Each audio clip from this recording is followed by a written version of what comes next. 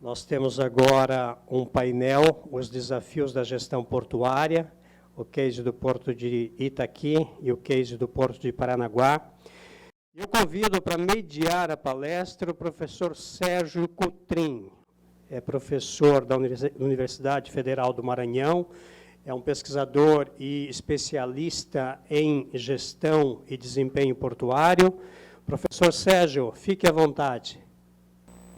Ok, obrigado, professor Ademar. Quero agradecer o convite que você me fez para dar essa pequena participação nesse evento já consagrado para um fórum dos mais importantes de discussão e difusão de conhecimento no setor portuário. Hoje nós teremos dois painéis relacionados aos desafios da gestão portuária. E nós temos dois dos cases mais importantes de gestão portuária no setor público. Nós temos o case do Porto do Itaqui e do Porto de Paranaguá. Dois importantes gestores executivos do setor vieram dar essa contribuição para o Sudesporte, oferecendo o seu conhecimento, o seu tempo para a contribuição do desenvolvimento da comunidade portuária. Nós iremos seguir a apresentação com primeiro o do Jailson Luz sobre o Porto do Itaqui.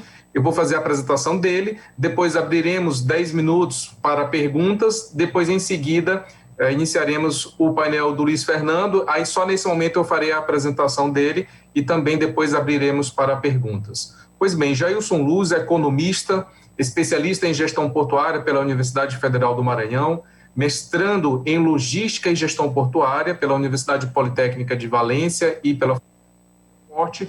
Atualmente ocupa o cargo de diretor de planejamento e operações do Porto do Itaqui. Sob a sua diretoria tem responsabilidade as gerências de operação, logística, segurança do trabalho e saúde, terminais de passageiros, contratos e arrendamentos, também responsável pela área de planejamento estratégico, PDZ e planejamento comercial. Jailson, muito obrigado por ter aceitado o nosso convite. Você tem 25 minutos para a apresentação do case do Porto Itaqui e fique à vontade, a palavra é sua. Tá. Muito obrigado, professor Sérgio, professor Ademar, pelo convite feito ao Porto, à EMAP. Ano passado nós já fizemos algumas apresentações também sobre gestão, sobre questões de certificação, então é sempre um grande prazer estar aqui com vocês. Como o Sérgio bem falou, já é uma tradição o Sudesporte, um dos fóruns de discussão sobre o porto mais importante do Brasil e da América Latina, então é um prazer. Infelizmente, o presidente Ted, que ia fazer essa apresentação, ele está em trânsito, teve uma mudança na sua agenda junto ao governo do estado, e aí ele me designou para fazer essa palestra, essa apresentação junto com o Luiz Fernando, e você, Sérgio, espero corresponder à altura. Bem, começando falando um pouco do Porto do Itaqui, essa gestão começou em 2015 com a nomeação do TED para presidente, e aí o governador deu total liberdade para ele montar a equipe. Ele montou uma equipe técnica, vindo oriundo basicamente do setor privado, e aí nós começamos a fazer um plano para atender as expectativas não só do governo, mas também de todos os nossos clientes, a nossa Interlândia, que afinal de contas o Porto do Itaqui hoje ele é um porto que atende a mais ou menos 7, 8 estados, e a nossa espinha dorsal são as ferrovias, tanto da Carajás com a Norte e Sul, e a Transnordestina chegando até Teresina. Desde 2015 nós vamos implantando um sistema de gestão muito profissionalizado. Cada diretor, cada gerente tem liberdade de ter sua equipe, de fazer as mudanças, e nós implantamos algumas ações, como planejamento estratégico, até então não tinha, BSC, com gestão à vista. Então eu vou começar a falar um pouquinho disso. Eu queria que já colocasse a apresentação do Itaqui, para eu fazer uma contextualização do que é o Porto. Por favor, próximo. E nós vamos discorrendo ao longo. Bem, o Porto do Itaqui está dentro do complexo portuário do Itaqui, onde nós temos hoje já instalado o Porto do Itaqui, o terminal da Ponta da Madeira, que é da Vale, e o terminal da Alumar, que são dois terminais privativos, como dá para ver aí na apresentação, esses dois pontos verdes. e esse complexo hoje movimenta 230 milhões aproximadamente. Esse ano deve chegar próximo de 250, aonde o Itaqui, como porto público, ele movimentou no passado 25,2 milhões, e aí nós temos os 3 tipos de carga, que é o granel sólido, o líquido e a carga geral. Temos ainda 2 terminais de passageiro, que é o terminal da Ponta da Espera e o terminal do Cujupe, aonde transportamos aí ao longo do ano aproximadamente 2 milhões e 100 pessoas e aproximadamente 370 a 400 mil veículos. Seria uma ponte entre a ilha e o continente, a gente chama de Baixada Maranhense. Ainda tem o terminal de São José de Ribamar, que inicialmente era um terminal pesqueiro, nós fizemos toda a reforma e hoje ele está mais voltado para o turismo. No Porto do Itaqui, esse ano, nós estávamos com uma perspectiva de chegar próximo de 26 milhões, mas em função da pandemia, revisando hoje, a nossa tendência é chegar próximo de 25 ou, na sorte, nós vamos bater 25,2, que foi do ano passado, mas acreditamos que vão ficar ali entre 24, bem alto, 24.900 a 25 milhões de toneladas. Mas, por favor, a próxima. E aí eu já falei das nossas cargas aqui, que hoje representam 63% sólido, e aí o carro-chefe é a soja e o milho com fertilizante. O líquido está mais voltado para o mercado doméstico, e nós tínhamos uma movimentação muito forte de entreposto, mas com essa sazonalidade, a política da Petrobras deu uma redução. Existe uma perspectiva de voltar essas operações a partir do final desse ano. Aí é uma política da Petrobras que nós temos 3 berços de líquido, então entra o navio grande num berço 106 e faz o transbordo para outros 2 navios menores para fazer distribuição na costa brasileira e também no norte. E a carga geral, basicamente, nós estamos com a celulose, que movimenta mais de 90% da nossa carga geral. Esse ano nós tivemos 12 navios já de carga de projeto da termoelétrica, mas basicamente hoje o nosso forte de carga geral é a celulose. Por favor, o próximo. Aqui nós estamos com 8 berços operacionais, onde os que estão em vermelho são de granéis sólido, que é o 105, que opera movimentação da Vale Cobre e da VLI. O cobre está dentro da nossa poligonal, mas os terminais, os silos da VLI estão fora da poligonal. Aí temos um contrato de passagem. Temos também o 103, que desde 2015 a prioridade de preferência está para o Tegran. Ano passado, o Tegran movimentou aproximadamente 7 milhões e quase 8 milhões de toneladas de grãos. E a partir de agosto desse ano, estamos operando também com o berço 100, a fase 2 do Tegran.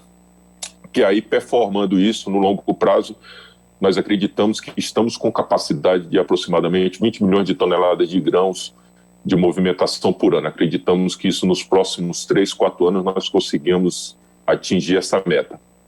Aí temos a parte de líquido, que estamos com 104, 106 e 108, aonde o 104, nesse momento que nós perdemos o berço 100 para por causa do contrato e da prioridade do Tegran, nós estamos transformando o berço 104 num berço também multipropósito, e nesse sentido a gente está também em comissionamento. Nós já colocamos navio de fertilizante de 30 mil toneladas, já colocamos de 15 para ajustar, porque esse B104 ele vai estar também aí recebendo o GLP e no futuro até o GNL e também carga e o combustível, evidentemente. Então nós estamos analisando ainda, ver como é que vai se comportar, porque senão vai faltar berço para o volume de carga que nós temos. Então nós temos que adaptar, até porque o 108 ele está com uma baixa ocupação, está com aproximadamente 40% de taxa de ocupação, e nós podemos fazer alguma transferência para o 108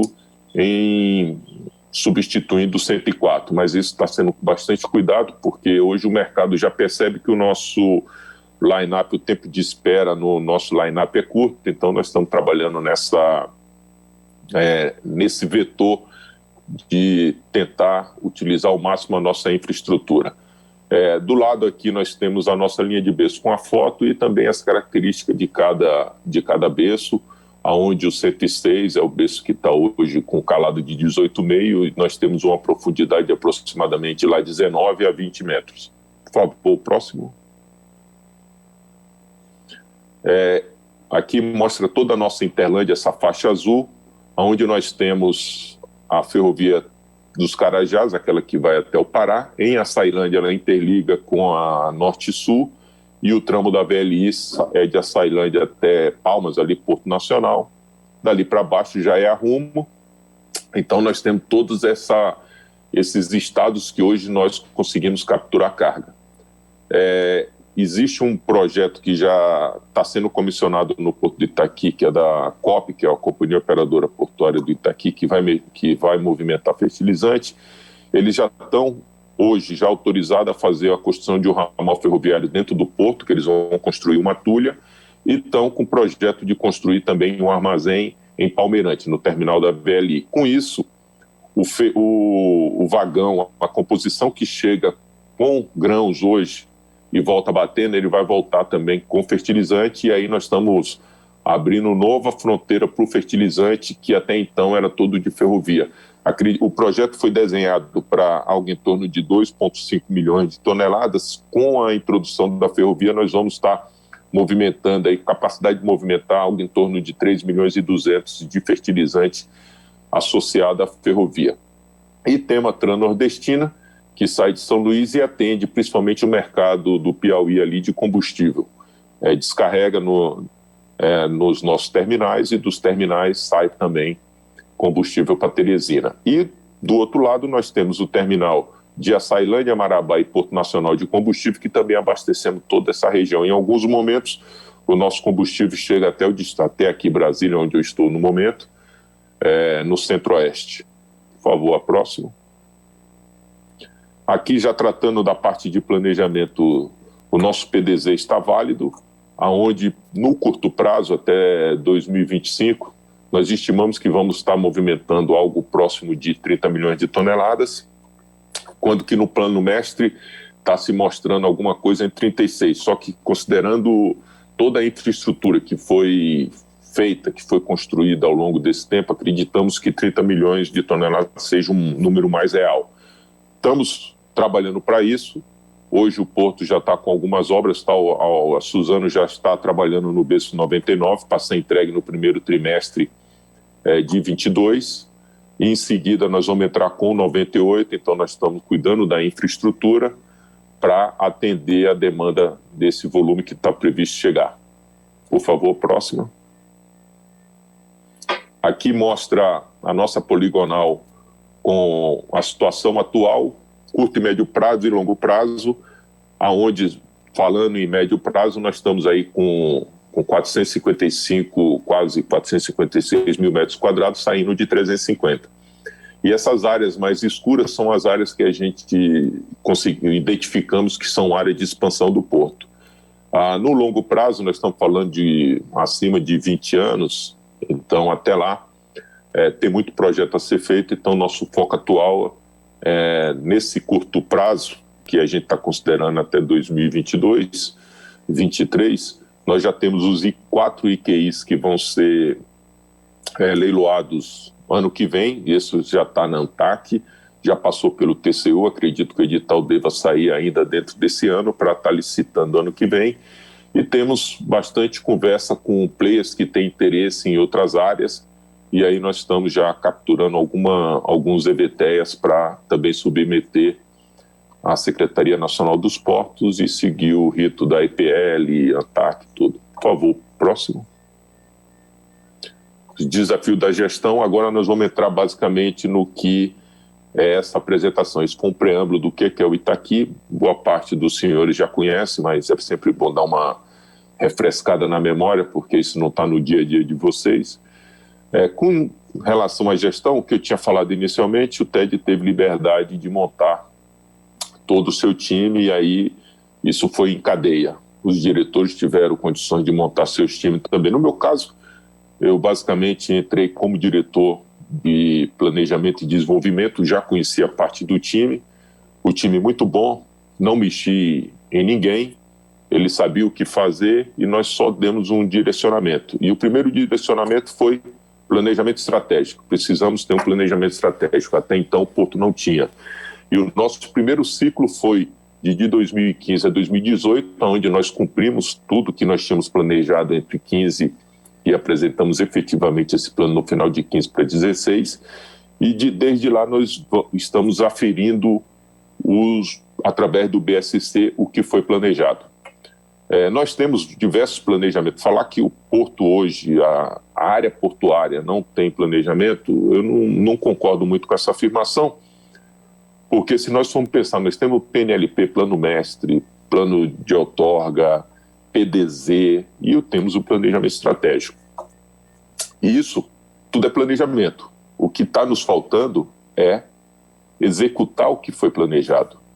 E o principal, acho que um dos grandes nossos sucessos foi, primeiro, fazer um planejamento com o pé no chão, execuível, aonde não sonhar grande é interessante, é bom, mas nós temos que sonhar um sonho que possa se tornar realidade. Então, nós fizemos um planejamento estratégico baseado no que nós já tínhamos de PDZ e que nós queríamos para o futuro. Envolvemos não só a liderança, mas toda a empresa. Foram várias reuniões de discussão com o nível operacional, tático e gerencial, e aí nós partimos para o estratégico para se montar esse plano. Fizemos. Em 2018, nós, através da aferição, conseguimos atender a nossa missão, que lá atrás era ser uma empresa pública, referência em gestão portuária. Através de alguns indicadores, nós achamos que atingimos essa missão. E aí, nessa segunda fase, vamos dizer assim, nós excluímos só a palavra pública. Então, o nosso desejo, o nosso sonho era ser uma empresa referência em gestão portuária no Brasil. E aí, desde então, nós estamos trabalhando. Esse planejamento está indo de 19 até 22.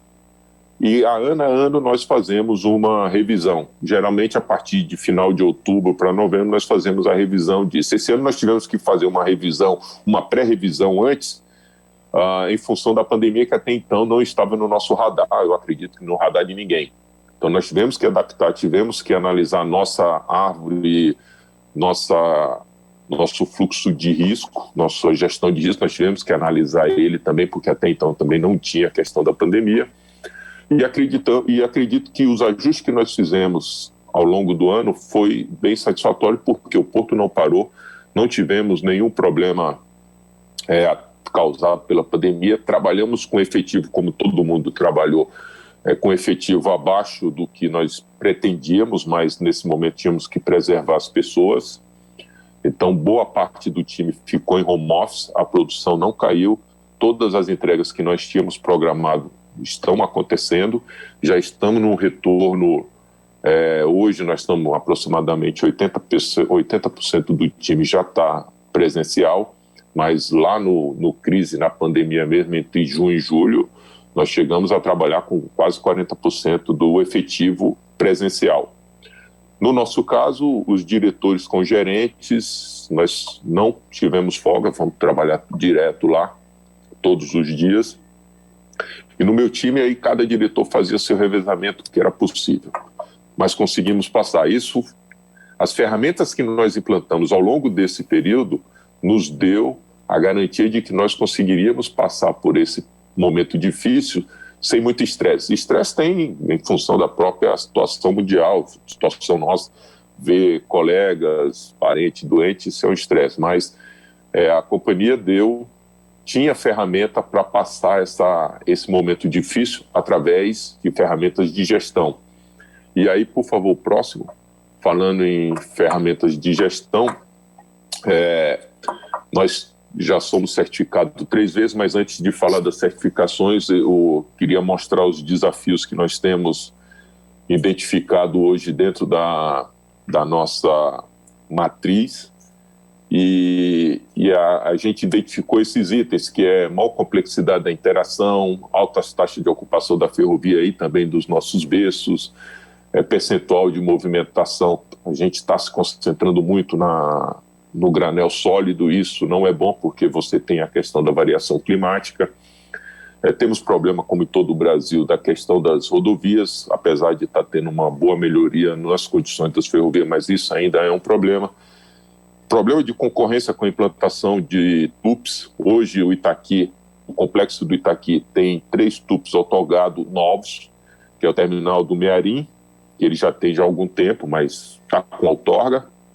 O Porto de São Luís, que começou inicialmente num projeto da WPR, hoje são de participação da CCCC, da chinesa de construção, e tem o terminal de Alcântara, que está do outro lado da ilha, que são 3 TUPs que estão com outorga e vão ser concorrentes nossos. Então, esse aí dentro do nosso planejamento estratégico e das ameaças, nós identificamos essa situação dos TUPs estarem tentando buscar alguma carga que seria nossa. Mas estamos trabalhando para que tenha carga para todos e a nossa não seja influenciada. Aí tem a questão de responsabilidade das autoridades sobre a gestão de canal e fundeio, que está sendo já discutida em nível federal. Centralização, que isso sempre foi uma reclamação das autoridades portuárias, que também está sendo discutido. Então, assim, esses são os principais desafios que nós identificamos e que constam dentro da nossa gestão de risco e da gestão estratégica do negócio Porto, do negócio EMAP. Por favor, pode passar para a próxima. Dentro do nosso planejamento, são os 4 vetores que nós identificamos como os principais, e aí ele vem também do PNLP, que é excelência em gestão, foco no resultado, infraestrutura eficiente e interação porto-cidade. Quando nós montamos o nosso planejamento estratégico, nós identificamos 120 indicadores, mas nós estamos falando de 120 indicadores dividido nos 3 níveis: tático, operacional, tático e estratégico, aonde aproximadamente uns 20 a 25 indicadores são discutidos em nível estratégico com a diretoria, e todo o restante é discutido com diretoria, gerências e área operacional. Mas esses 120 são discutidos mensalmente através de análise crítica. Eu mesmo, tanto na minha diretoria de planejamento e desenvolvimento, como também na da operação, nós fazemos as reuniões mensais, e aí depois tem uma reunião com todo o board da empresa, com os diretores e o presidente. É a hora de prestar conta, de ver como é que estão nossos indicadores e o que é que nós podemos fazer para melhorar, para atingir.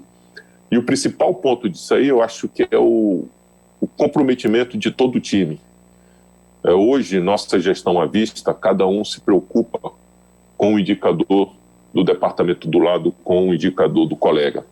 Porque nós conseguimos mostrar para toda a empresa, para todo o time nosso, que um indicador, ele não é isoladamente, ele significa alguma coisa.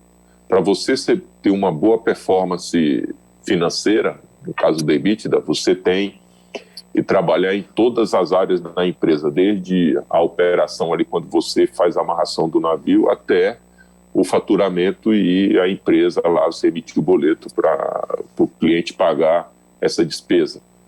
Então, o pessoal me entendeu, o nosso time entendeu que isso está tudo interligado. Não adianta nós fazermos um planejamento, um plano de crescimento, se nós não tivermos pessoas por trás capacitadas com isso. Aí a gente entra na questão de treinamento, que é muito forte. E aí tem um indicador lá dentro da área financeira, que também tem qual é o treinamento, quanto foi se investido, quanto se deu de treinamento, qual é a eficácia desse tipo de treinamento. Então, isso tudo entra na questão da melhoria, da melhoria contínua, que é sempre assim. E para ter essa melhoria contínua, não é só ter software, são as pessoas que fazem a empresa. Então, é sempre de olho nas pessoas, sempre dando apoio, verificando o que o time precisa para a gente atingir o que nós tínhamos planejado. Por favor, a próxima. Aí, falando da excelência em gestão, os vetores que nós determinamos lá no planejamento estratégico, que a gente revisa isso anualmente, são pessoas, tecnologia, fornecedores, conformidade legal. Hoje nós temos um departamento, uma gerência de compliance, que existe um comitê, mensalmente nos reunimos com esse comitê, toma as deliberações, isso é bem reservado, é tudo sigiloso. Tem a questão da produtividade, como eu falei agora, nós estamos olhando a produtividade dos berços, transformando o berço que era majoritariamente líquido em um berço que também pode receber granel sólido. Foco no cliente é tanto atendê-lo bem, com as suas expectativas e dar o tratamento correto às reclamações. Produtividade, quando nós chegamos à produção média de um navio de fertilizante, que a gente chamava de não mecanizado, estava em 3.800, hoje já teve navio que fez 14 mil toneladas, mas estamos numa média de 6.800 a 7 mil toneladas. Saúde e segurança, isso aí está dentro do nosso DNA, esse é o nosso principal foco hoje, de segurança das pessoas, garantir que as pessoas vão trabalhar e voltem para suas famílias, para suas casas com saúde. Temos agora a gestão de risco, e aí cada departamento também tem sua matriz de risco, a gente analisa isso também do modo global. A inovação, foi montado o comitê de inovação. Esse ano, nós conseguimos patentear um software caseiro chamado SIM, que é o Sistema Integrado de Monitoramento. A gente consegue ver as operações online, ele está patenteado em nome da EMAP, que é a Empresa Maranhense de Administração Portuária, e tudo isso é para fortalecer a nossa marca. A marca é Porto do Itaqui. Porto do Itaqui é um porto federal, a Empresa Maranhense, a EMAP, é a que administra o Porto do Itaqui. E com essa gestão, nós fizemos já contrato com a Universidade de Santa Catarina, que fez o nosso PDZ, um excelente PDZ, e também fizemos agora um contrato para fazer algumas entregas, como estudo de layout do porto, para a gente ser mais eficiente, sermos mais eficientes. Estudo de capacidade dos berços e estudo de line-up, isso através de um método matemático, uma metodologia matemática, e não ficar mais em planilha.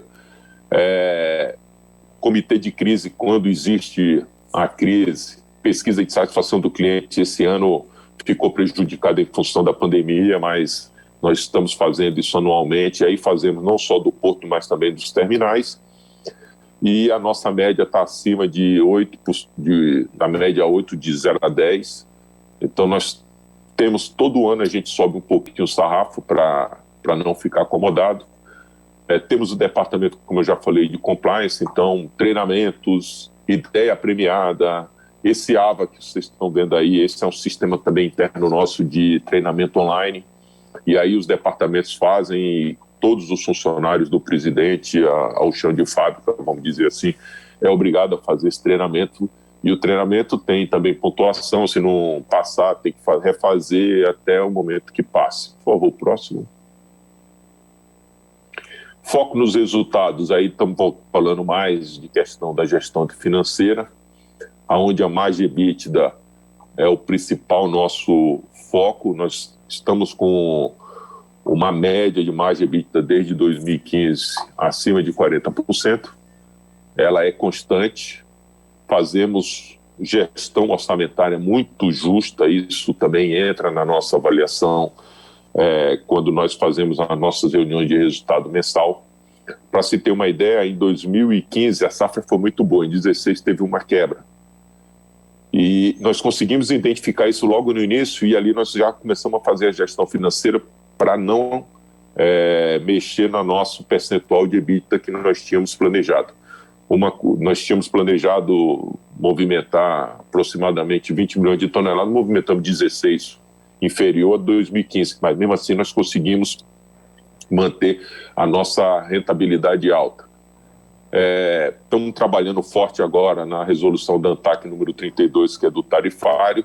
Isso aqui está mais voltado para a diretoria de engenharia, de finanças. Por favor, próximo. Jailson, só para fazer um lembrete, você tem mais 2 minutos, tá? Eita, falei demais já então.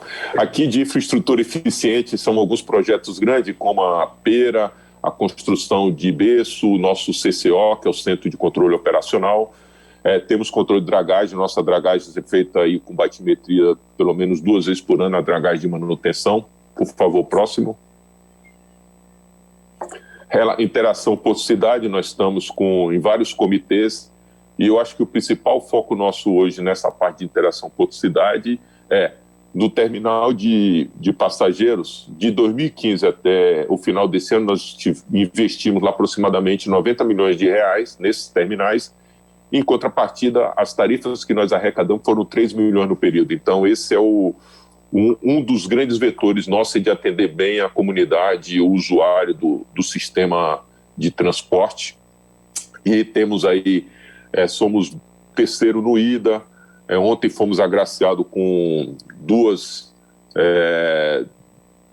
prêmios da Secretaria Nacional do Esporte, lá do Ministério da Infraestrutura, com o IGAP, com a gestão de orçamentário. Por favor, próximo. Gestão com foco, como eu falei, temos 3 certificações, a 9.000, a 14 e a 27, que foi agora homologada essa semana. A 27.000 é de gestão de segurança da informação. Aconteceu o Tegran, nós estamos com uma pegada muito forte na parte de inovação, como eu falei, nós temos esses estudos com a universidade, temos um sistema que foi patenteado, estamos em vários comitês, estamos com um comitê de inovação, onde as pessoas dão bastante sugestão, tem o plano de sugestão, e aqui estão os 2 prêmios que nós ontem fomos agraciados no evento, e ficamos em segundo lugar no IGAP, que é o Índice de Gestão Portuária, e Paranaguá, que vai falar em seguida, ficou em primeiro. Parabéns, Paranaguá. Na parte de inovação, tem que agradecer ao Sérgio, que nós fomos no Hackaport, também do Brasil Export, o Maranhão ficou com o primeiro lugar. Parabéns, o time do Sérgio aí ganhou. Então nós estamos numa boa tocada, num bom entendimento sobre o que é inovação. Por favor, a próxima. As tendências, a globalização, transição energética, que está todo mundo falando, a questão hoje da internet das coisas, digitalização, Port Community System, nós estamos trabalhando tudo isso dentro do nosso sistema, do nosso vetor de inovação, e acreditamos que nos próximos 2 anos aí vamos ter bastante novidade nessa área dentro do Porto. Por favor, a próxima.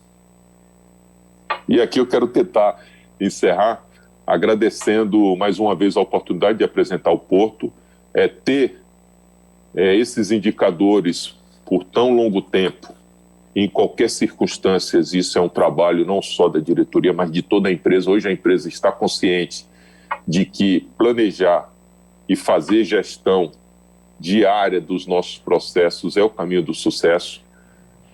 Acreditamos que o porto público possa ser eficiente, tanto é que nós conseguimos, através dos nossos indicadores, provar isso.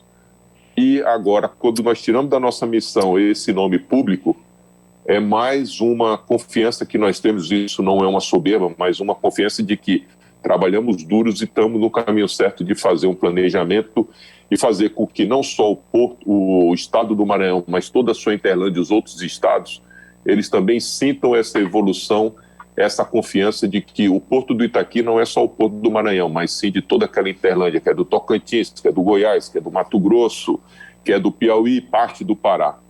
Tá? Então, agradeço muito, espero que tenham gostado do que viram aqui do Porto. Estou à disposição, Sérgio. Obrigado, espero que tenha cumprido aí o horário. Jailson, muito obrigado pela sua apresentação.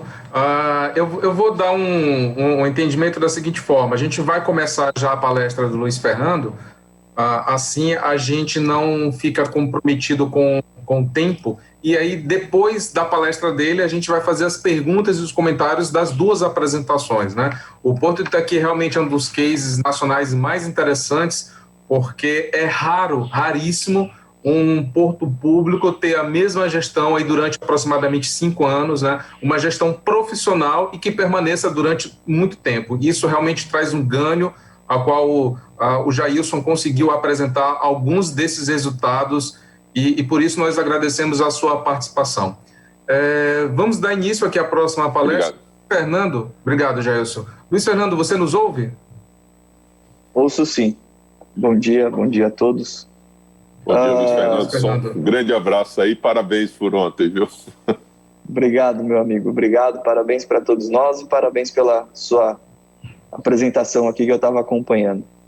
Obrigado. Ok, eu vou fazer uma rápida apresentação do Luiz Fernando antes dele começar a sua palestra. Luiz Fernando, assim como Jailson, por coincidência, também é economista, formado em economia pela Universidade Federal do Paraná, foi secretário de Políticas Portuárias da Secretaria de Portos da Presidência da República entre 2015 e 2017, assessor especial do Ministro dos Transportes, Portos e Aviação Civil de 2017 a 2018, foi diretor-presidente da CODESP de 2018 a 2019 e atualmente é diretor-presidente da Administração dos Portos de Paranaguá e Antonina, né, a APA.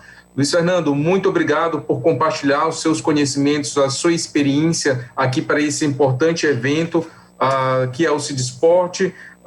E eu passo a palavra a você, você tem 25 minutos, quando tiver faltando 1 ou 2 minutos eu posso fazer um lembrete do tempo e depois nós iniciaremos aqui a interação com o nosso público e também com o Jailson, ok? Muito obrigado. Bom, perfeito, obrigado. Primeiro, eu gostaria de novamente agradecer a oportunidade de estarmos nesse evento tão importante para a comunidade, onde podemos falar um pouco mais sobre os portos. Normalmente nós estamos escondidos, somos lembrados pelas notícias ruins, questão de tráfico de droga, enfim. E esses espaços são importantes porque a gente possa demonstrar que não, existe uma empresa, o que sai normalmente são as menores partes. Nós temos outras grandes e importantes contribuições para toda a sociedade. E aqui eu registro novamente o meu agradecimento ao Jailson, ao Porto de Itaqui. Somos grandes amigos. O Porto de Itaqui, sem dúvida, uma inspiração para todos nós. Os sistemas de compliance, governança, é espetacular deles, e nós, com essa convivência diária, não tão intensa, mas uma convivência permanente, buscamos aí trazer aquilo que tem de melhor em todas as autoridades portuárias públicas do país e criarmos uma comunidade portuária no Paraná. Nós englobamos 2 portos aqui, o Porto de Paranaguá e o Porto de Antonina, tentarmos entregar um resultado melhor para a sociedade. Então, parabéns aí, Jailson, e estenda aí os parabéns ao nosso amigo Ted Lago. Bom, falar um pouco aqui dos nossos portos, né? Ontem nós tivemos também a grata surpresa e satisfação de sermos premiados dos 4 prêmios ontem divulgados e entregues pelo ministro da Infraestrutura, nosso secretário nacional de Portos, Diogo Piloni. 2 prêmios vieram para o Paraná, prêmio de melhor gestão portuária e o prêmio também de melhores investimentos planejados e executados. Então, isso demonstra que o trabalho é permanente, o trabalho tem que ser em conjunto, não se faz nada hoje numa gestão pública sem o comprometimento de todo o time. E aqui eu registro o espaço também para agradecer o time que desempenha aqui diariamente, em qualquer momento. Tivemos aí a questão da pandemia, que agora parece que aumenta um pouco, mas foi um período difícil, havia diversos questionamentos sobre os portos, todos os portos pareciam que os portos nacionais, para as suas comunidades que nos abrigam, pareciam que seriam os próximos epicentros mundiais da proliferação da doença. E os trabalhos executados pelas autoridades portuárias demonstrou que nós tivemos a capacidade de organizar um sistema não gerando qualquer interrupção na logística. Nós somos um pequeno nó da logística, onde nós mudamos o segmento de carga. Ou a carga vem no navio, nós temos o trabalho de tirar essa carga do navio com qualidade e colocarmos no caminhão ou vagão para ser distribuída aí no interior do país, ou nós recebemos essa carga dos caminhões e trens que vem da produção nacional e colocamos nos navios. Então, e tudo isso, esse nó, ele é muito importante ao ponto que podemos inviabilizar ou viabilizar mercados. E o trabalho desempenhado, mesmo ao longo da pandemia, demonstrou resultados estupendos, que aqui é um pouco da nossa apresentação, ela será debatida, será posta aqui para todos que nos acompanham. Bom, primeiro eu gostaria só de chamar o nosso vídeo, um vídeo institucional, é um vídeo curto de 3 minutos, só para que as pessoas possam entender um pouco mais dos portos do Paraná e as nossas missões e metas a serem alcançadas, se for possível colocar, por favor. Essa é a Baía de Paranaguá, um imenso abrigo natural com 28 quilômetros de extensão. Lugar ideal para um porto de nível mundial. 1 não, 2. O potencial de crescimento é tão grande que aqui estão os portos de Paranaguá e de Antonina. Juntos, eles formam a empresa Portos do Paraná, os portos mais eficientes do Brasil. Atualmente, os portos do Paraná têm 4,5 km de cais e piers. E é a eficiência que torna nossos portos gigantes. A maior capacidade para a movimentação de contêineres na América Latina, com a maior estrutura para cargas refrigeradas do Brasil. Os portos paranaenses também são a principal porta de entrada de fertilizantes para o agronegócio brasileiro. Mas o maior diferencial é a agilidade do corredor de exportação, um sistema único de compartilhamento de berços e equipamentos portuários que agiliza toda a cadeia de transporte. São 9 terminais interligados que atuam em formato de pool e 3 berços exclusivos para granéis com embarques simultâneos. Isso significa que os navios não precisam trocar de terminal nos portos do Paraná. O embarque é mais ágil, os custos operacionais são menores e a margem de negociação do exportador cresce. Mas a produtividade vai dobrar. O projeto de modernização e ampliação prevê 6 novas correias transportadoras, mais potentes e modernas, com capacidade para embarque de 4.000 toneladas de grãos por hora. E o futuro é ainda mais promissor. A previsão do Plano Nacional de Logística Portuária é que os portos do Paraná movimentarão cerca de 85 milhões de toneladas em 2060. Para isso, 6 novas áreas serão arrendadas para o setor privado. Um investimento de 1,3 bilhão de reais. Uma capacidade global com localização privilegiada. Pela proximidade com os maiores PIBs do continente e a infraestrutura, o Paraná está se transformando no hub logístico da América do Sul. E os portos do Paraná se apresentam como a principal porta para o mundo. E uma porta para o futuro. Os portos do Paraná são referência em serviços ambientais. Por isso, fomos os únicos representantes do setor a serem convidados para palestrar no evento de mudanças climáticas da ONU. A Baía de Paranaguá está atraindo empreendedores pioneiros e motivados por grandes projetos. Porque grandes projetos exigem eficiência. Portos do Paraná, os mais eficientes do Brasil. Governo do Estado. Avança, Paraná! Bom, então com esse vídeo, obrigado, professor Ademar. Com esse vídeo ele demonstra um pouco das nossas intenções e o planejamento aí de médio e longo prazo para as ações que os portos do Paraná têm que enfrentar para que continuemos sendo competitivos. Como eu dizia, nós colocamos aqui sempre como uma provocação os portos mais eficientes do país, porque com 4,5 km de cais, um pouco menos, nós fizemos no ano passado nossa marca histórica de movimentação, um pouco mais de 53 milhões de toneladas. Para esse ano, um ano espetacular, uma safra espetacular, o preço do produto no mercado internacional muito bom, então nós chegaremos aos 53 milhões de toneladas na próxima semana. Então foi um ano, apesar dos pesares, de tudo de dificuldade que se enfrentou ao longo do tempo, Paranaguá e Antonina, entregar um resultado muito positivo. E aqui Paranaguá os portos do Paraná aprenderam a se desenvolver observando suas limitações físicas, né? No próximo slide, por favor, nós temos aqui o nosso canal de navegação, são quase 40 quilômetros da entrada da Bahia aqui, passa pela Ilha do Mel até Antonina.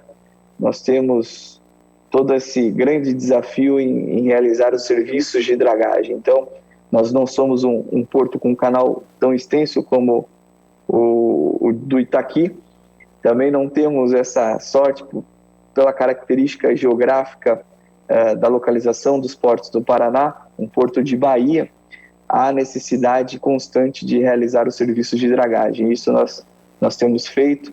Nossa profundidade hoje está limitada a 12,50 metros. Temos alguns projetos contratados para que a gente chegue e avance a 13,50. Na verdade, esse 13,50 só depende de uma derrocagem de um maciço aí de 23 mil cúbicos já licenciado e contratado, para que a gente, a partir do momento que os serviços forem executados, nós tenhamos condição de buscar essa homologação de galgarmos os 13,50 sem maré. Nossa variação de maré não é muito grande, 1 metro, 1,5 metros, então nós temos a condição aí de ganhar uma escala na operação marítima. É o primeiro grande desafio aqui dos portos do Paraná, de manter a segurança da navegação e dar uma condição cada vez maior na navegabilidade de embarcações maiores. E aqui nós estamos localizados geograficamente, acima nós temos o maior porto da América Latina, o Porto de Santos. Abaixo nós temos os portos competentes de Santa Catarina, e nós brincamos aqui, as falhas dos portos, desses 3 portos, acarretam em mais carga para os seus vizinhos. Então, a todo tempo nós temos que nos policiar e entender o mercado, por isso que a conversa com o mercado sempre é muito importante, para que a gente consiga entender os movimentos, entender a necessidade de melhoria, ajuste, para que Paranaguá e Antonina continuem sendo atrativos. Eu costumo falar que as empresas que aqui estão instaladas são empresas multinacionais, empresas grandes, cooperativas nacionais. Elas podem gostar do Paraná, gostar de Paranaguá, gostar de Antonina, mas se não houver competitividade, se essas cargas que chegam ou saem por esses 2 portos não tiverem competitividade, eles fecham seus negócios e migram para os outros portos. Então, hoje não há mais cliente refém de porto. Então, nosso desafio permanente é entregar um porto competitivo num ambiente concorrencial sadio. A nossa máxima aqui, nós não queremos, a autoridade pública não quer ganhar mais dinheiro cada vez mais. Nós queremos ter um recurso financeiro suficiente para que a gente tenha condição de executar as obras de melhoria na infraestrutura comum, para que essas cargas transitem com agilidade, eficiência e qualidade.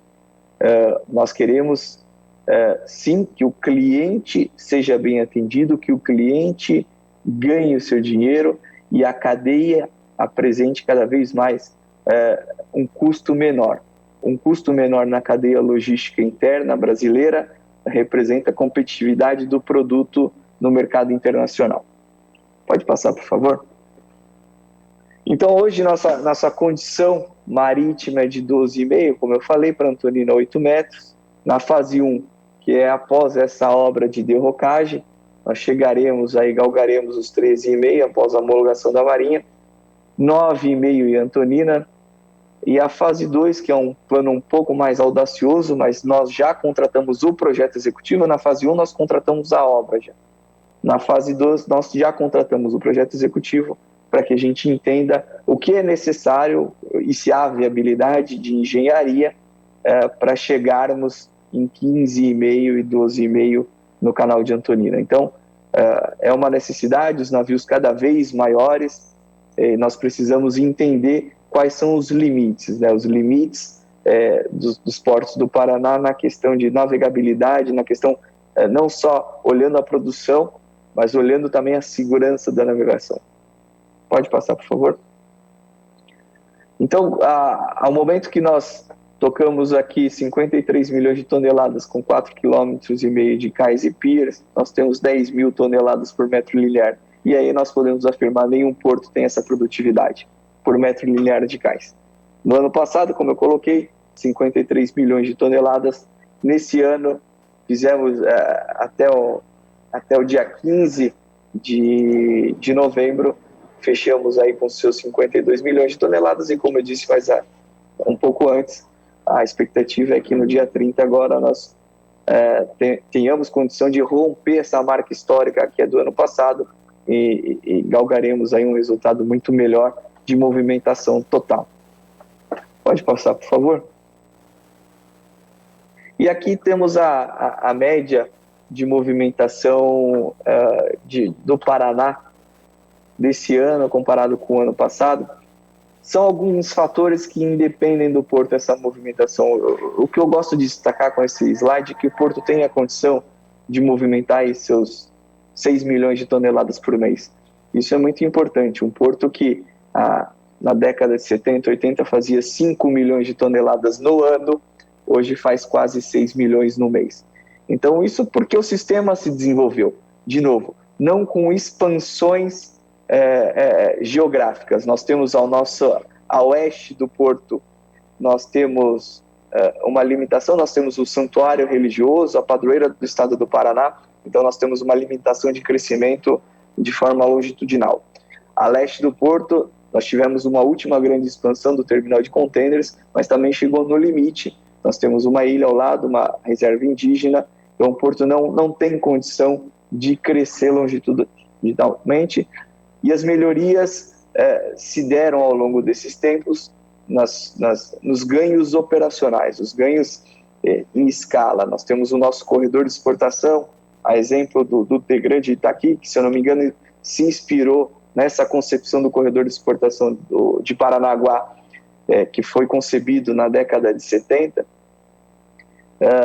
faz com que os portos do Paraná, faz com que o Paranaguá tenha uma produtividade elevadíssima por berço. Só no corredor de exportação, localizado ao nosso leste, são 9 terminais interligados que saem por 3 berços. Então isso ganha escala, nós não temos tempo de manobra de um navio desatracar para carregar em outro terminal. Os terminais são todos interligados nessa parte final de carregamento para que a gente tenha essa agilidade.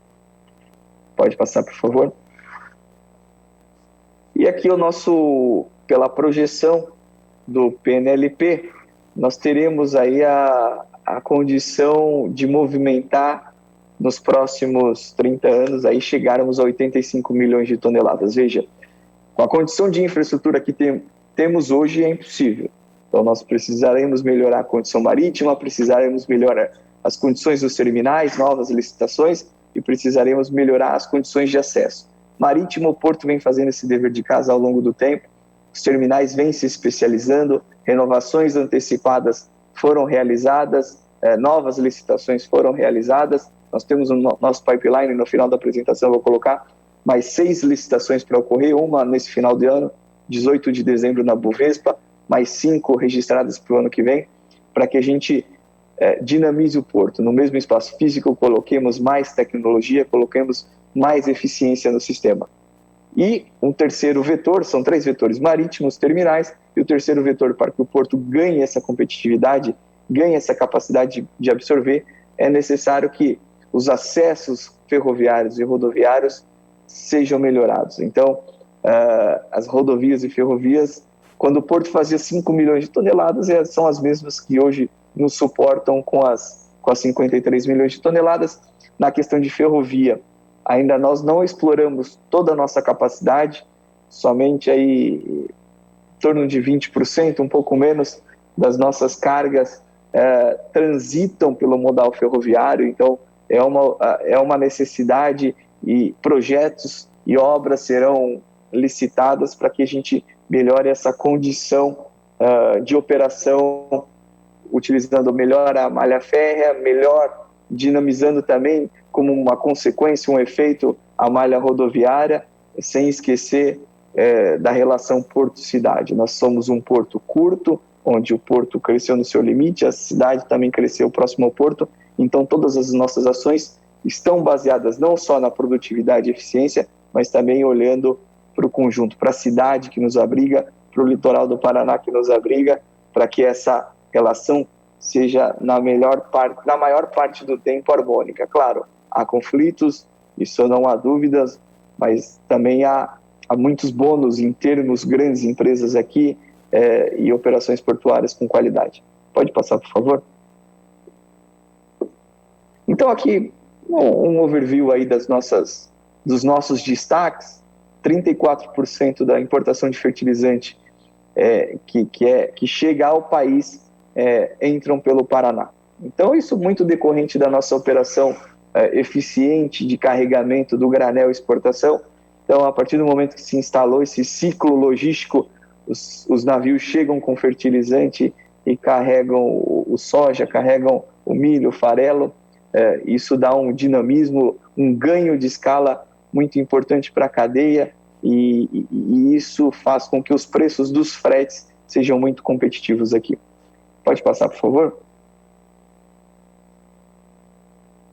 E aqui nós, além dessa questão da olhar para fora, nós também estamos olhando para dentro do porto.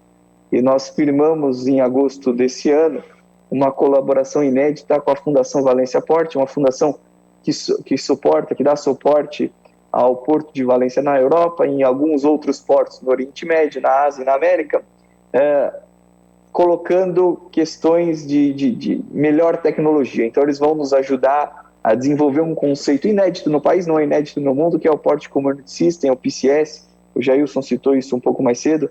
Então, eles têm como um dos deveres desenhar o PCS do Porto de Paranaguá, onde nós integraremos os mais de 30 agentes de toda a comunidade que necessariamente precisam se interagir conosco numa única grande plataforma. E não significa colocar um sistema, não é mais um sistema, não, ninguém precisa adquirir nada. Será uma racionalização de toda a informação que transita no porto e por vezes na maioria das vezes, de forma dispersa. Nós teremos a condição de agregar isso e com base nas informações existentes, olharmos os nossos gargalos, nossas deficiências, para que cada vez mais melhoremos a condição logística de todo o porto. Pode passar, por favor? E aqui os nossos arrendamentos. Os nossos arrendamentos que eu disse mais cedo, nós temos 6 áreas, a área em verde aqui mais a leste do porto, à direita, quando olhamos aqui, é uma área de movimentação de veículos. Esse leilão já está marcado na B3, 18 de dezembro, e as outras licitações elas ocorrerão ao longo de 2021, alguns processos prestes a serem lançados consulta pública, e eu dou destaque aqui ao par 50, esse lilás aqui, granéis líquidos.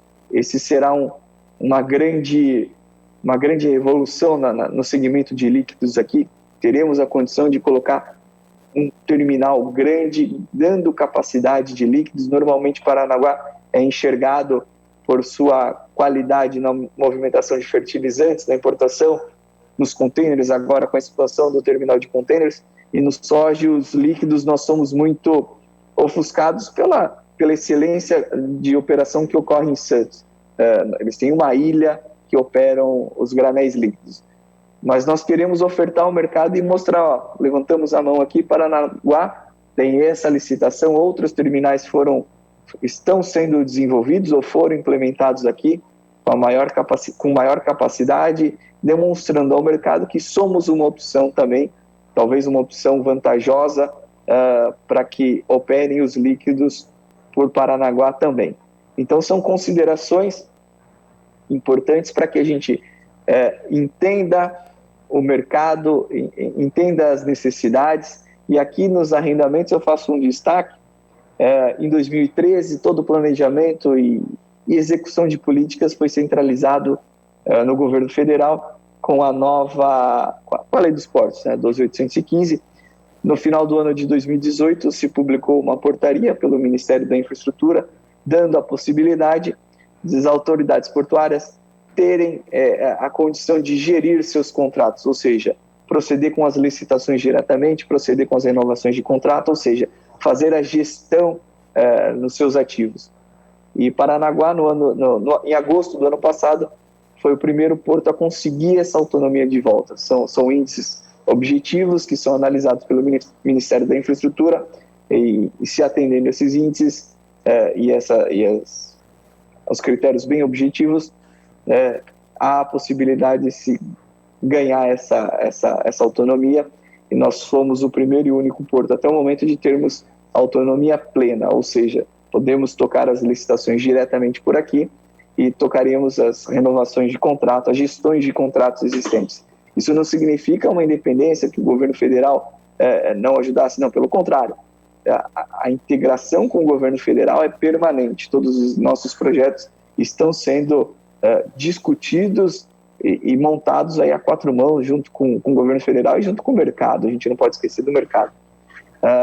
Mas nós conseguimos aí tocar a nossa agenda de forma independente, buscando aí entregar uma agilidade maior nessas licitações ou renovações de contrato. Então, Luiz Fernando, posso só dar um aviso, por favor? Claro. Okay, desculpa de interromper. Você tem mais 2 minutos para a gente conseguir ter aquele tempo de interação com as pessoas, com o nosso público, tá ok? Não, esse é meu último slide. Então aqui eu encerro, espero que tenha dado condição de demonstrar um pouco dos portos do Paraná, demonstrar um pouco das ações que são feitas aqui permanentemente, com um time muito qualificado, uma diretoria executiva muito qualificada, um corpo técnico muito qualificado, que nos dá a condição de atingir esse volume espetacular de movimentação. 53 milhões de toneladas num porto curto é um resultado espetacular, e isso só foi possível alcançar pela afinidade e sintonia de toda a comunidade. E aqui eu digo que a empresa pública, a autoridade portuária, os terminais privados, os funcionários, os estivadores, enfim, todos aqueles atores que fazem da comunidade portuária dar certo. Então, essa interação que nós temos, essa relação muito próxima, nos dá a condição de entregar cada vez mais resultados muito positivos para toda a comunidade. Ok, Luiz Fernando, muito obrigado pela sua apresentação. Nós temos aqui, então, 10 minutos para gerar uma interação com os nossos participantes. Eu peço, se o Jailson estiver nos ouvindo, que ele ligue a câmera para a gente gerar esse bate-papo.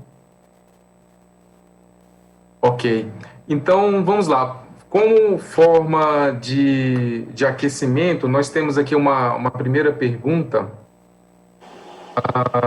Eu vou fazer uma primeira pergunta e depois começo a usar as perguntas dos nossos participantes, dos nossos espectadores. Jailson e Luiz, eu vou fazer uma pergunta, vai ser direcionado para os dois, né? Hoje nós temos os portos do Arco Norte em um grande movimento de expansão da movimentação portuária, né? Principalmente do agronegócio que é produzido no centro-oeste e na área de expansão da fronteira agrícola do Brasil. Alguns diriam que esse novo movimento de expansão ele representa uma grande oportunidade para o Porto de Itaqui e, em alguma instância, uma ameaça para os portos do Sul e Sudeste, em especial até para o Porto de Paranaguá.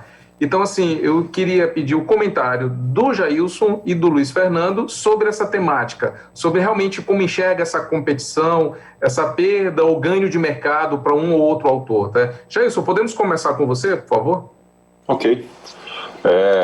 Primeiro, rapidamente, só parabenizar o Luiz Fernando pela apresentação e que toda vez que alguém chega para mim, já estou precisando de alguma coisa, fala com o Paranaguá, esse é o nosso benchmark, os caras são fera, por isso é que eles estão primeiro em gestão portuária. Parabéns. Bem, nós estamos nos preparando para o crescimento da safra e da área plantada no Brasil. Sempre se fala muito naquela questão do Arco Norte, mas a carga vai para onde é mais eficiente. O Luiz Fernando botou bem aí, ó. Nós somos metro linear, o porto mais competitivo, mais produtivo do Brasil. Isso é o fator competitivo dele, e isso é que, no final das contas, o investidor ou o cliente vai estar fazendo a continha e vai dizer, ó, Paranaguá é nesse nível. Nós estamos no nível também de querer pegar parte dessa carga, que hoje pode ter um cargado, não só porque Paranaguá está um pouco mais longe, mas o que pode subir, o cara decidir se vai para através da Norte e Sul, descer para Santos ou subir para o Itaqui, é a conta final. Então, nós estamos nos preparando para esse crescimento que vai ter de produção, e com as ferrovias, tipo a FICO, que está para ser lançada aí o edital e a sua execução. Então, nós estamos preparando o Itaqui para receber, não é tirar. Esse movimento de carga ele vai acontecer, mas a produção também está subindo. Então, aonde for mais econômico, aonde acontecer a maior eficiência portuária, é que o cliente vai decidir onde embarcar. Quem embarca lá embaixo, lá para o Paranaguá, é o mesmo trader que está aqui no Itaqui. Então, no final, ele vai só ver a conta. Se na conta lá em Paranaguá, pelo nível de eficiência dele for maior, ele vai falar, olha, o Itaqui está muito bom, mas ainda não chegou no nível de eficiência. Então, nós estamos trabalhando para chegar no nível de eficiência que o cliente entenda como sendo o mais justo e o melhor. Ok, Jailson. Luiz Fernando, qual é o seu ponto de vista sobre essa temática? Bom, eu concordo com o que o Jailson disse aí. A área plantada, uma mesma área plantada, cada vez produzirá mais. Então, se você olha a colheita por hectare, cada vez vem aumentando de uma forma exponencial. Então, isso não fará que haja um impacto tão grande das cargas que migrem para os outros portos. Às vezes, aquelas distorções, cargas de Rondônia, por exemplo, que nós operamos aqui, elas deixem de fazer sentido. Nós economizamos aí mil quilômetros, seja de ferrovia ou rodovia, para que essas cargas tenham uma vantagem maior para escoar pelos portos do Arco Norte. Porém, é isso que o Jailson colocou. Haverá a avaliação se o ganho de escala com esse menor trajeto também será compensado no custo portuário. Então, não se faz uma conta segregada, é vantajoso aqui no transporte rodoviário ferroviário e no porto é mais caro, mas não, é uma conta única. Eu dou um exemplo aqui, que nós perdemos por ano 2 milhões de toneladas de farelo, porque ao final da conta logística da produção até o porto, nós temos aí uma diferença de 2 centes de dólar por tonelada, e essa carga ainda tem esses 2 centes de dólar com mais vantagem para ir para Santos. Então, há um esforço muito grande, como eu disse, os portos começam a se desenvolver e os portos do Sul e Sudeste já estão um passo adiantado em trabalhar com esse volume maior, com essa pressão maior, e foi aquilo, o aprendizado, os erros e tentativas e erros e acertos para que a gente chegasse numa operação consolidada, recebendo um volume muito grande, passará também a ser uma ferramenta aí dos portos do Arco Norte. Então, eu entendo que não é uma ameaça de pronto, há cargas para todo mundo, a produtividade cresce, mas assim, os portos do Arco Norte vão ter um trabalho muito grande de colocar uma produtividade na cadeia inteira, né? Não haverá uma economia de 1.000 quilômetros, pode ser inviabilizada por um sobrecusto no sistema portuário, no sistema de recepção, armazenagem e expedição. E como você falou, a carga que sai de Rondônia, que a princípio é uma carga que tem grande chance de deixar de ser operada no Paranaguá, na verdade há um ganho na sustentabilidade, né, em menos emissão de CO2, né, muito significativo. Então, independente de qual porto ganha a carga, existe um ganho sustentável, existe um ganho para o meio ambiente, né? Luiz Fernando, tem uma pergunta aqui do Egli Pinheiro. Ele faz a seguinte pergunta: qual a sua expectativa em relação à ampliação da malha ferroviária promovida pelo governo federal? Isso, nós temos aí algumas, a Norte-Sul licitada, começa com sua operação mais integrada. Teve a renovação da Malha Paulista agora também, colocando aí investimentos e duplicações e melhorias significativas nessas malhas que saem do centro-oeste e desembocam no Porto de Santos. E o governo do estado do Paraná também está fazendo o seu dever de casa, né? Como eu disse, talvez um dos grandes pecados aqui do Porto e dos atrasos no desenvolvimento foi a questão da chegada da malha ferroviária. E o Paraná ele tem uma concessão que vai de Maracaju, no Mato Grosso do Sul, até o Porto de Paranaguá. E uma empresa pública sempre administrou somente 400 quilômetros entre Cascavel e Guarapuava, no centro do Paraná, deixando toda essa extensão maior, sem realizar investimentos, mas está dentro dessa concessão que o estado do Paraná tem. E o governador Ratinho Júnior, junto do nosso secretário de Infraestrutura, o Sandro Alex, entenderam que, há uma necessidade de entregarmos isso para que a iniciativa privada explore de melhor forma. Tanto é que a Ferroeste foi qualificada no PPI, no governo federal, para que se promova a licitação desse trecho inteiro, de Maracaju, podendo ser, chegando até o Porto de Paranaguá, com mais competitividade. Então, essas novas ferrovias, esses novos trechos e modernos trechos que acontecerão, ligando aí os portos do norte e ligando ao Porto de Santos, também será acompanhado por obras e melhorias nos trechos que desembocam aqui nos portos paranaenses. E isso, de novo, fará com que nós tenhamos uma condição de competitividade relativa quando disputarmos essas cargas no modal ferroviário. Entendi. Já isso, eu tenho uma pergunta aqui direcionada para você. A pergunta do Hernani Muraro. Em que medida os portos com grande movimentação de granéis sólidos conseguiriam agregar valor à carga primária e, por exemplo, concorrer com as esmagadoras de outros países? Bem, primeiro nós vamos ter que mudar o conceito que nós temos hoje de porto, porque na Europa e Estados Unidos você já tem o conceito de complexo industrial. Hoje, até pela própria legislação, quando você tem uma unidade fabril dentro da poligonal, é um negócio muito mais complicado de você lidar com isso. O Luiz Fernando já trabalhou na Secretaria Nacional dos Portos lá e sabe que esse conceito ainda não está muito bem definido no Brasil. Para nós fazermos essa transformação de valor agregado, principalmente da matéria-prima, ter o conceito de que tem hoje em Roterdã, Antuérpia e outros portos, de que é o complexo industrial. Dentro do porto de Antuérpia, você tem a segunda maior refinaria química do mundo, lá da BASF. Em Roterdã, você tem vários terminais, tem refinaria. Então, o primeiro conceito é esse. O que é que nós fizemos no Maranhão?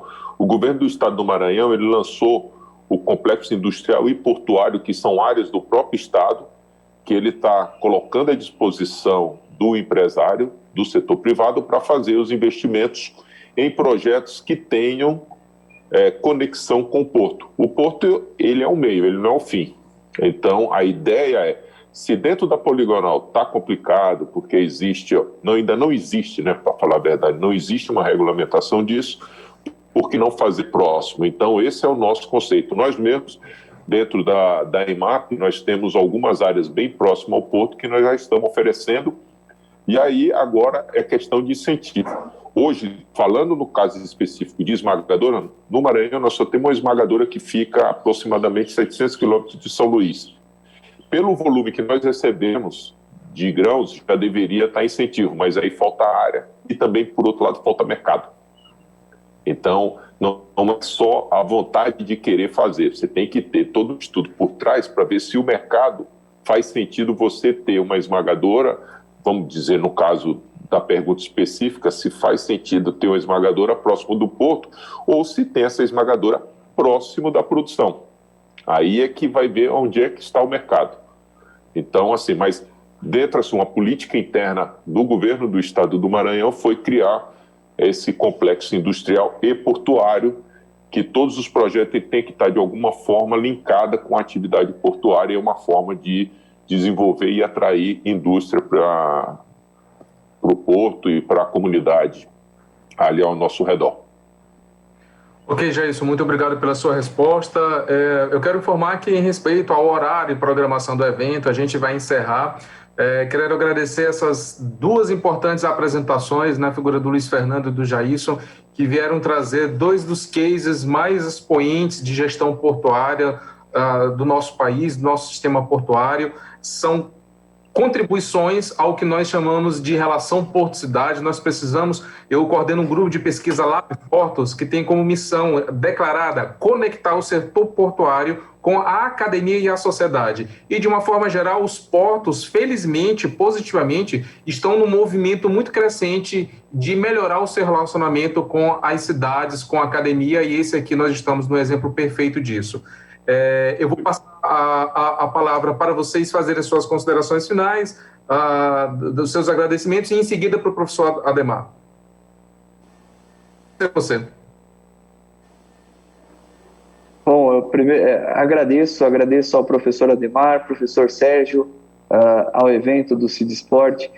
Sem dúvida, é muito importante que nós tenhamos espaços como esse para que a gente possa discutir aquilo. Normalmente, nós temos um estigma, nós, portuários, os portos, temos estigmas sempre muito negativos. Agredimos ao meio ambiente, criamos problema para a comunidade que nos abriga, e esses espaços nós podemos demonstrar que não, a atividade portuária ela pode sim conviver de forma muito pacífica com o meio ambiente. Aqui eu dou um exemplo que no começo desse ano, nós fomos chamados para o evento da ONU, de mudanças climáticas. Nós fomos convidados para representar os portos de todo o mundo, por conta do nosso trabalho ambiental, um forte trabalho ambiental, inúmeros programas que nós temos para que tenhamos esse estigma cada vez mais afastado da agressão ao meio ambiente.